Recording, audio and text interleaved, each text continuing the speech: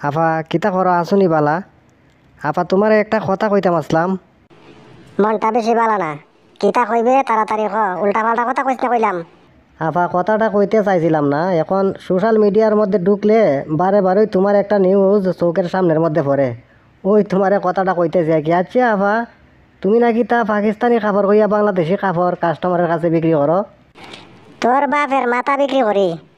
আমি পাকিস্তানি কাপড় বিক্রি করবো না বাংলাদেশি কাপড় বিক্রি করবো আমার ব্যাপার।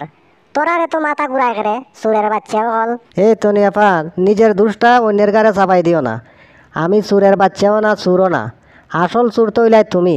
হ্যাঁ, তুমি কাস্টমারে দুকাই দিয়া পাকিস্তানি কাপড়ের লোভ দেখাইয়া বাংলাদেশি কাপড় বিক্রি করো বেশি লাভের আশায়। হ্যাঁ, তোমার চুর হইলেও তো কম খাওয়াইব, তুমি তো ডাকাইতের চাইতে আরো বড় ডাকাইত।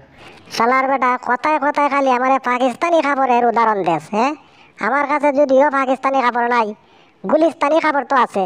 আমি যে কাপড়গুলা কাস্টমারে দেই গুলিস্তানি কাপড়, ঢাকার গুলিস্তান থেকে এইগুলা কালেকশন করছি। পাকিস্তানি না হইলে তো গুলিস্তানি কাপড় আমার কাছে আছে। বাবা কি সুন্দর কথা! তুমি কাস্টমারে দেখাইবা পাকিস্তানি কাপড় আর দিবাই তুমি গুলিস্তানি কাপড়।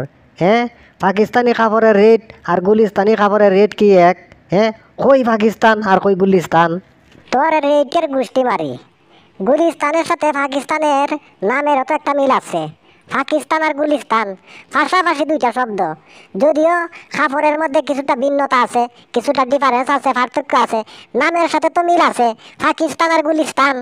বাবা কি সুন্দর যুক্তি তোমার! তার মানে হইলো তুমি খামে বিশ্বাসী না, তুমি হইলা নামে বিশ্বাসী। তুমি নাম বাঙ্গাইয়া খাওরা মানুষ।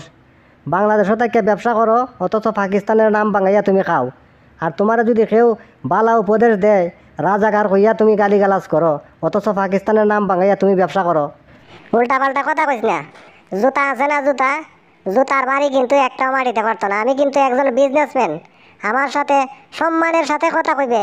ছোট লোক ইতর